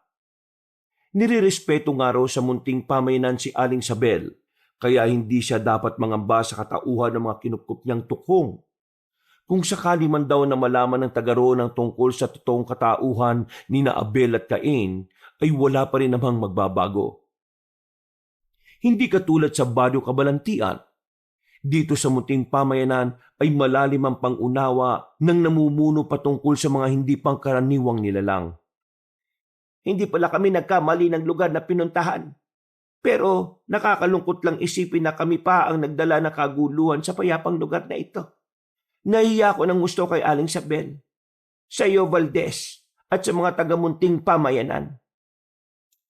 Ngumiti lang ang matangkad na binata at muling nagpayo na hindi niya kailangang mahiya sa mga tao. Wala namang may gusto ng kaguluhan pero nangyayari talaga to para na rin sa ikatututo ng lahat. Salamat sa mga sinabi mo, Valdez. Napakahusay ng pagpapalaki sa iyo ni Aling Sabel. Sana ay ganyan din ang magawa ko kay Abel at Cain. Pero kinakabahan pa rin ako sa kanila. Kapag nagising sila ngayon, sigurado nga hanapin nila ang Tatay Julio nila.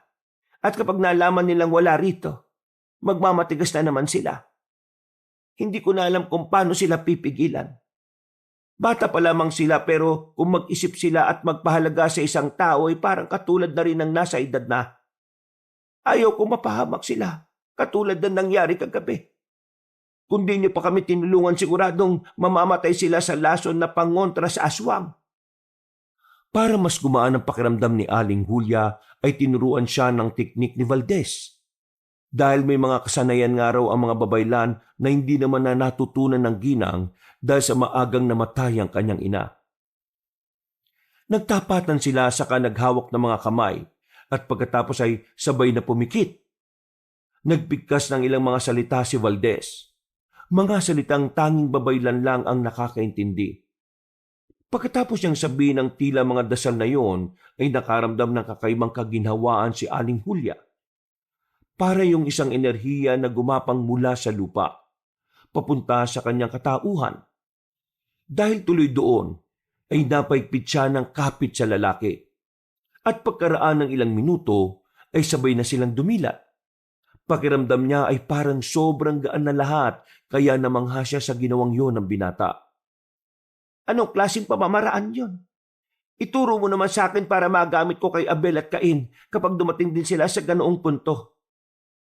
Inubos na nga muna nila ang oras sa pag-aaral ng orasyon na yon, hanggang sa magkasunuran na ngang nagising sina Abel at Cain. Ay, salamat sa Diyos at gising na pala kayo pareho, Abel, Cain. Ayos na ba ang lagay ninyo? May masakit ba sa inyo? Kumusta yung mga tama niya ng pana? Hindi ko na po nararamdaman yung kirot sa sugat. Hindi katulad kagabi, para pong sinusunog yung buong kalooban ko na para pong sagad hanggang buto. Ay mabuti naman kung ganun anak, Abel. Ikaw ba Cain? Kumusta ang pakiramdam mo? Hindi ko na rin po nararamdaman yung matinding init na parang sinusunog yung kaluluwa ko. Wala na rin po yung kirot sa sugat. Pero mabigat na lang po yung ulo ko. Opo, ako rin po. Side effect yan ng panlunas na ginamit sa inyo ni Aling Sabel. Salamat talaga tinulungan nila tayo ng Kuya Valdez ninyo. Magpasalamat kayo sa kanya dahil siya ang nagbantay sa ating tatlo habang natutulog tayo rito sa iyong. Dahil sa sinabing yun ng ginang ay biglang nakatinginan ng kambal. Halata sa hilatya ng pagmumukha nila ang pagtataka at naramdaman na nga kagad ni Aling Hulya na magtatanong ang mga yon patungkol kay Tatay Julio. Nay, nasaan po ba si Tatay Julio? Bakit tatlo lang po tayong naiwan dito? Uli ko siyang nakita kagabi. Kalaban niya si Kapitan Lito at saka yung isang lalaking di ko kilala. Habang naiimbing tayo dito, siguradong naghihirap si Tatay Julio. Kaya dapat na natin siyang balikan. Sinubukan tumayo at maglakad ni Cain, pero biglang nanghina ang kanyang katawan kaya bumagsak siya kaagad. Mabuti na lang ay mabilis siyang naalalayan ni Valdez at binalikan sa pinagkakahigaan. Mga anak, Abel, lalo ka na Cain. Huwag kayong magpadalos-dalos ng desisyon. Nakita niyo naman kung paano tayo atakihin ng mga yon. May mga pangontra sila laban sa inyo. Kung aatake kayo roon ulit, paano na lang kung mas matinding pangontra na ang gamitin nila sa inyo? Baka hindi na kayo maisalba ng mga halamang gamot at bigla na lang kayong malusaw katulad ng ibang aswang. Wala po akong pakinay. Sinabi ko na po, di ba, kagabi, yayakapin ko na po ang pagiging tukhong ko para maprotektahan po kayo ni tatay. Kung nandito lang po ako nakaupo at nagpapahinga, paano ko po magagawa yun? Babalik po ako sa Bado Kabalantian at iisa-isayin ko sila hanggang hindi nila binabalik si Tatay Julio. Sasama ako sa iyo, Cain. Yayakapin ko na rin ang pagiging tukhong ko. Maprotektahan ko lang po kayo, Nay Julia, pati na rin po si Tatay Julio. Kung ganon, tara na! Tatayo pa lang ang kambal pero dali-daling lumapit sa kanila si Nanay Julia at ginamit kaagad ang orasyon na natutunan niya kay Valdez. Pasensya na kayo mga anak, pero hindi ko kayo hahayaan na magpunta roon ng hindi nag-iisip. Paginawain niyo muna ang mga sarili niyo at nang makabawi kayo ng mga lakas. Naging epektibo naman ito kagad kaya kahit papaano ay nakahinga sila na maluwag. At sinamantala na nga ng ginang ang pagkakataon kaya kagad siyang nagpaliwanag. Abel, Cain, ang totoo niyan hindi ko rin alam kung ano na ang nangyari sa Tatay Julio ninyo. Umaasa lang ako ngayon sa pagbabalik ni Aling Sabel na merong may hahatid na magandang balita sa atin. Bakit ganito po ang pakiramdam ko, Nay? Nagagalit ako sa mga nangyayari pero yung puso ko parang malumanay po at ang gaan ng pakiramdam ko. Hindi ko po mailabas ang galit ko. Parang merong pumipigil. Opo, ganun rin po ako. Dahil yan sa espesyal na dasal o orasyon ng babaylan. Katuturo lang sa akin kanina ni Kuya Valdez ninyo para paginawain ang pakiramdam nyo at makabawi kagad ng lakas. Mga anak, pasensya na talaga at kamunti ka na kayong mamatay kagabi. Nay, pakiusap. Alisin mo na sa amin yung orasyon na to. Gusto ko na pong hanapin si Tatay Julio at pagbayarin sila. Lalo na po si Kapitan Lito. Hindi ko po magagawa yun kung ganito po kainaon ng pakiramdam ko Cain, makinig kang mabuti. O kahit ikaw din, Abel. Magtiwala lang tayo sa Tatay Julio ninyo. Nakalimutan nyo na yata na meron siyang anting-anting na hawak. Ang buto ng itim na halaman. Hindi basta-basta matatalo ang Kuya Julio ko. Kumpara sa akin mas hasa siya sa pakikipaglaban. Hindi niyo siya dapat alalahanin. Hindi ko naman po talaga inaalala si Tatay Julio Dahil po alam kong kayang-kaya niyang sarili niya. Pero po, si Kapitan Lito at yung lalaking mukhang kriminal, sigurado pong hindi sila gagawa na mabuti o lalaban ng patas Natatakot po ako na baka, ayaw ko po sanang sabihin pero baka patayin nila si tatay. Hindi ko po mapapatawad ng sarili ko kapag nangyari yun nang wala akong ginagawa. Makinig kayong mabuti. Hindi ko nakikita sa pangitain ko na mapapatay nila si Kuya Julio. Sa katunayan yan kabaliktaran ang nakita kong pangitain. Ipakikita ko sa inyo ang pangitain na yon. Lumapit na ang babaeng babaylan sa kanyang mga anak-anakan at kinuha ang tig-isang kamay ng mga yon. Inutusan niyang pumikit ang dalawa at nang masigurong nagawa na ang bilin niya, ay pumikit na rin siya. Kapangyarihang ipinagkatiwala sa akin ng mga ninunong babaylan. Humihingi ako ng katiting na lakas sa mga mabubuting elementong naririto sa yungib. Tulungan niyo nawa akong maipakita kay Abel at Cain ang pangitaing ipinagkaloob niyo sa akin. Sa isang iglap ay tila nabalot na matinding katahimikan ng paligid. Nanatili ang tatlo na magkakahawak kamay habang si Valdez naman ay nakatingin lang sa kanila mula sa bukana ng yungib. Ilang saglit pa ay muling bumalik ang ingay ng paligid. At doon na nga isa-isang bumulusok sa isipan ni na Abel at Cain ang magandang pangitain na dumalaw kaninang madaling araw kay Aling Julia. Pagkabitiw ng mga kamay nila ay para-pareho na silang naluluhan ng tahimik. Totoo po ba yun, Nay? Ni isang beses, Abel, hindi pa pumapalya ang pangitain ko. Nangyayari to kaya ngayon hindi na rin ako nang angamba talaga. Hindi pa rin po tayo dapat magpakampante. Mapapanatag lang po ko kapag nakita ko na si Tatay Julio. Kaya parang awa niyo na po, Nay. Puntahan na po natin siya. Natigil na ang usapan nila ng sumenya si Valdez at pagkatapos ay humahangos na dumating si Aling Sabel. Lumapit nga kaagad doon si Nanay Julia para itanong kung ano ang nangyari. Ayon sa matandang babaylan, ay natalo nga raw si Tatay Julio ni na Kapitan Lito at ng kasama nito na isa rin palang albularyo. Kinilala ang lalaki na si Catasio na gumagamit ng itim na kapangyarihan. Ipinamalita na nga rin daw sa buong munting pamayanan ang pagiging tukhong ng kambal. Pero sa kabutihang palad ay walang pumansin kay Kapitan Lito. Kaya dahil doon ay dinala nila si Mang Julio pabalik sa baryo ng Kabalantian at nag-iwan ng mensahe sa magkapatid na tukhong. Kung gusto pa raw nila nang makitang buhay ang kanilang tatay-tatayan, ay isuko nila ang kanilang sarili. Nang marinig yun ni na Abel at Cain, ay nabagabag nga sila pero hindi pa rin nila magawang makapagwala dahil nga sa orasyon ng babaylan na magpakalma ng kalooban. Kasama niya palang bayarang albularyo na yon. Hindi nakapagtataka kung bakit malakas ang loob ni Kapitan Lito na labanan at lusubin kami. Kaya rin pala may mga pangontra sila laban sa mga aswang. Dahil doon ay pinaalalahanan silang mag-ina ni Aling Sabel.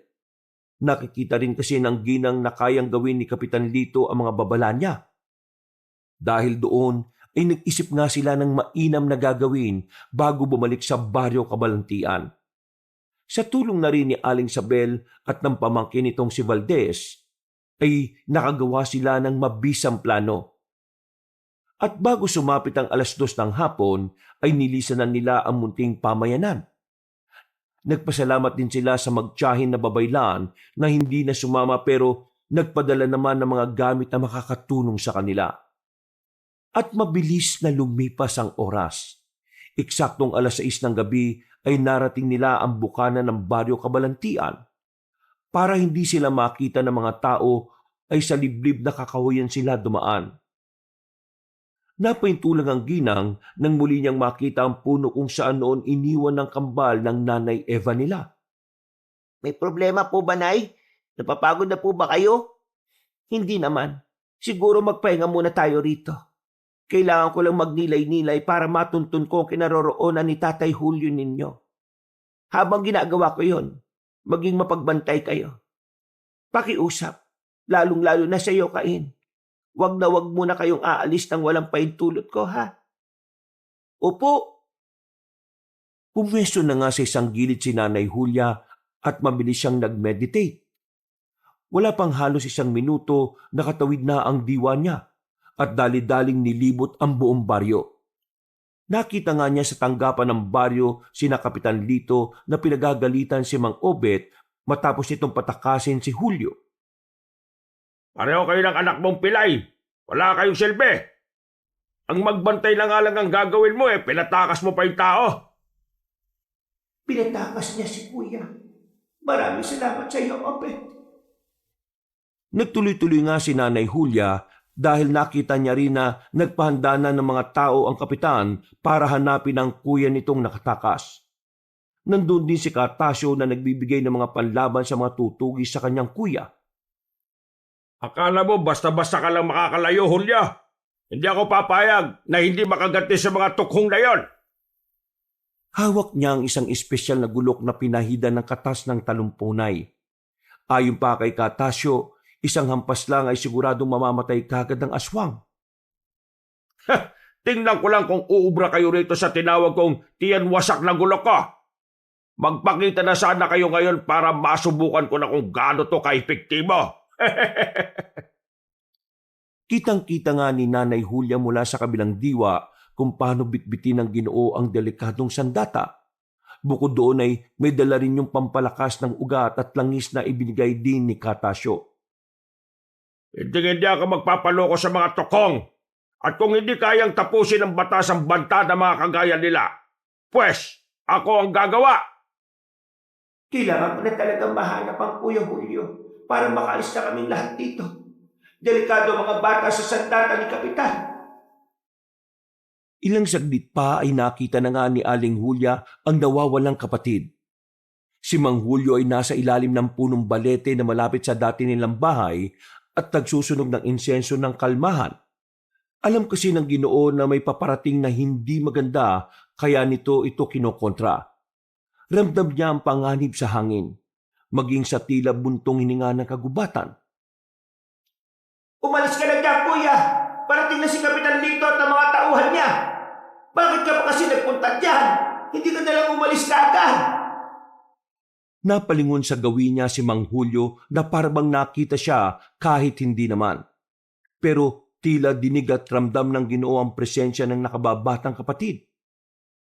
Hulya, nandito na kayo ng mga bata. Umalis na kayo dahil mapapahamak sila Abel at Cain. Bigla siyang tumayo bitbit ang lumang kahoy na tungkod. Kahit iika-ika ay sinikap niyang makalis sa lugar na yon, pero sumulpot na nga kagad ang grupo ni na Kapitan Lito. Dahil doon ay dali-daling bumalik si Aling Julia sa kanyang katauhan.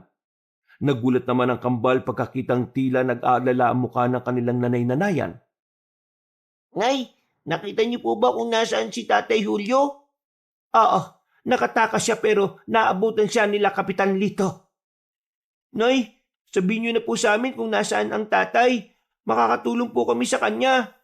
Pero, delikado anak. May sandata silang makakapatay sa inyo. Mas gugustuhin ko na pong mamatay nang lumalaban para kay tatay. Kaysa po sa ganito, sabihin niyo na po.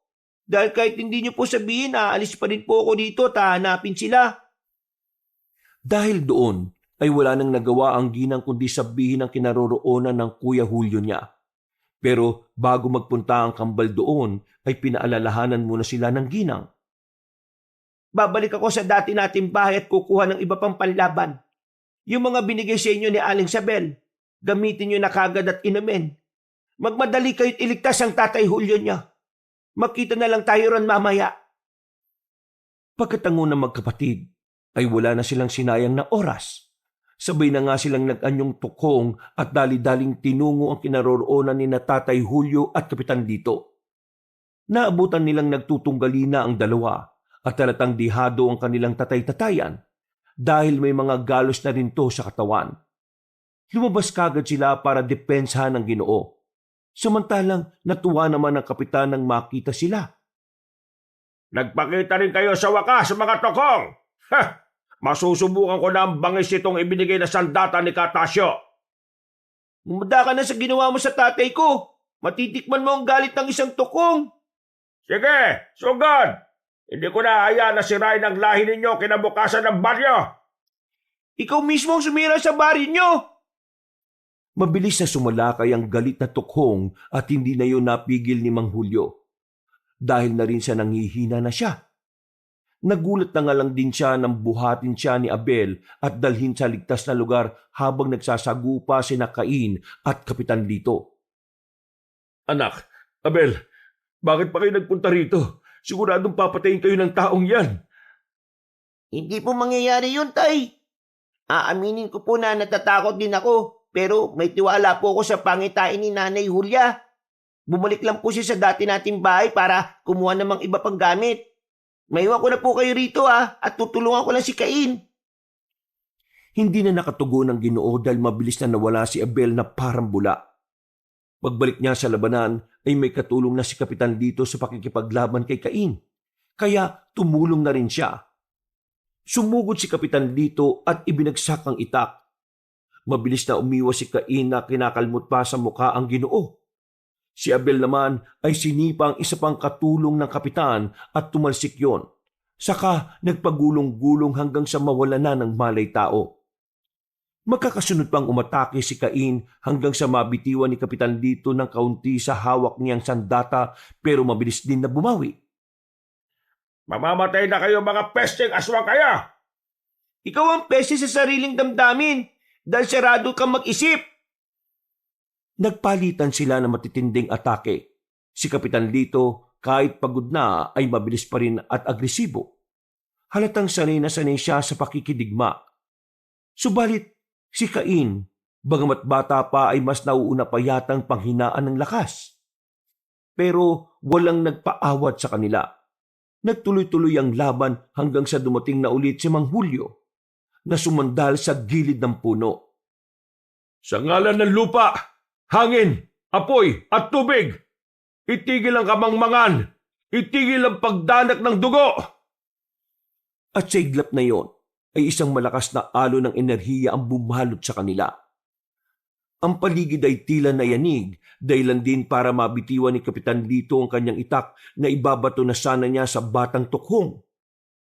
Napatingin sila sa pinagbulan ng enerhiya at nakita nila roon si Mang Julio na nakaupo na lang at hapong-hapo. Pumunta kagad doon si Abel para alalayan ng ama-amahan habang si Cain ay nakatingin kay Kapitan na nangihina rin habang nakaluhod. Kita na ang panginginig ng kanyang mga kamay at sa isang iglap lang din ang kanyang alaala ay tila bumalik sa nakalipas kung saan ang apo niyang si Adan ay inaalagaan pa noon ni Aling Julia at ang panahon na ginagamot pa ni Mang Julio ang mga sugat noon. Bakit pa ito pumapasok sa alaala ko? Mga walang yan tukhong! Nang dumating kayo rito, nawala ng atensyon ng magkapatid sa apo ko at sa mga taga-baryo. Kaya dapat kayong mawala! Itigil na po natin to, Kapitan Lito. Sa puntong yun ay dumating na rin si Nanay Julia, Mang Obet, Mang Tomas, Aling Rosario, Adan, Philip at ang iba pang taga-baryo. Narinig kasi nila ang ingay ng mga sigawan kaya napanabas sila ng mga bahay para makiosyoso. Maya-maya pa ay unti-unti nang nagbalik sa taong anyo si Cain at ganoon din si Abel. Lumapit sila sa kinaroroonan ng kapitan na tila hindi na makatayo. Nang makita pa ng Ginoo ang mga tao ay mas lalo siyang naggalit at nagsisigaw. Bakit mga nakatayo lang kayong lahat yan? Ulihin niyo yung kambal na tukong! Mga salot sila! Papatayin nila ang lahat ng mga taga-baryo! Kumilos na kayo at gawin niyo na ang obligasyon ninyo sa baryong ito! Lo, tama na po. Hindi po kaaway at masama sila Abel at Cain. Sinaktan ka nila po at pwede rin nilang gawin yun sa iba. Nakita niya po kasi akong sinaktan si Philip at kinukot siya. Nagawa niya po akong saktan dahil nanakit din po ako ng ibang tao. Kuya Lolo, hingi po ako ng tawad sa pagbubuli ko sa lahat ng mahihina kaysa sa akin. Nang marinig yun ng kambal ay napangiti sila pero nanatili pa ring alisto sa paligid. Maya-maya pa ay maraang lumapit ang magkapatid na albularyo samantalang umupo naman si Kapitan Lito sa damuhan at tahimik na napaluha. Bago niyo kami usigin, alalahanin niyo sana kung paano ko kayo tinulungan laban sa pesteng nanalanta sa mga pananim at mga alagang hayop niyo rito sa baryo. Bago niyo kami pag-isipan na masama, alalahanin niyo sana kung paano kayo tinulungan ng kapatid kong si Julia kapag nagkakasakit kayo. Hindi kami naniningil o nanghihingi sa inyo. Nagtatanim kami ng sarili namin para may makain kami at hindi kami maminirwisyo sa inyo. Ikaw, Kapitan Lito, alalahanin mo sana na ginamot mismo ng kamay kong ito ang apo mong si Adan noong nangangailangan siya. Hindi kami mga masasamang nilalang. Katulad nyo rin kami, Adan. Mga bata lang din kami. Katulad din kami ni Philip na natatakot din. Kaya, tigilan na po sana natin ang pag-uusig niyo sa amin. Opo, at mga tukhong kami. Mga aswang na itinuturing niyong mapanganib at delikado. Halimaw man po kami sa inyong paningin o sa labas na kaanyuhan, pero dito po sa kalooban namin, mga batang natatakot lang din po kami at naghahanap ng kalinga ng isang pamilya. Natagpuan po namin ang pagmamahal na yon sa katauhan ni Nanay Julia at Tatay Julio. Huwag niyo po silang usigin dahil lang sa amin. At huwag niyo rin po kaming husgahan kaagad o parusahan. Ang tunay na halimaw ay ang pusong hindi na kayang makakita ng kabutihan. At hindi yun ang mga anak namin na sina Abel at Cain. Hindi nila pinili na maging tukhong. Kaya sinikap namin na magamit nila ang katauhang yon, hindi para makapambiktima, kundi para tumulong sa mga mahihina. Dahil sa sinabing yon ni Tatay Julio ay naalala ulit ni Kapitan Lito ang pag-aalaga ng magkapatid na albularyo sa kanyang apo. Ang totoo pala kasi ay sumama ang loob niya dahil simula nang dumating ang kambal sa buhay ni na Aling Julia at Mang Julio ay tila naitsapwera na si Adan. Patawarin niyo ako! Patawarin niyo ako! Nakangiting tinanggap ni na Mang Julio, Aling Julia, Abel at Cain ang paghingi ng tawad ni Kapitan Lito. Natuwa ang lahat at ang dahil sa nangyaring yon ay parabang pinagpala ng gusto ang buong baryo ng Kabalantian. Sumagana ang kanilang mga pananim. Ang mga alagang hayop ay naging malusog at naging payapa sa buong lugar. Subalit dumating ang panahon na umalis na rin sina Abel at Cain para hanapin ang kanilang tunay na ina. At nangako silang babalik sa tamang panahon. Sa pagbabalik niyo rito, sinisiguro namin ni Kuya na meron na kaming nagawang gamot para makalaya kayo sa pagiging tukhong niyong dalawa. Mag-iingat kayo palagi, Abel at Cain. Mahal na mahal namin kayo ng Nanay Julia niyo. Huwag niyong pababayaan ang mga sarili ninyo. Sa huling pagkakataon ay nagyakapan ng apat na may ngiti sa labi at bilang isang tunay at masayang pamilyang nagkakaisa. Wakas.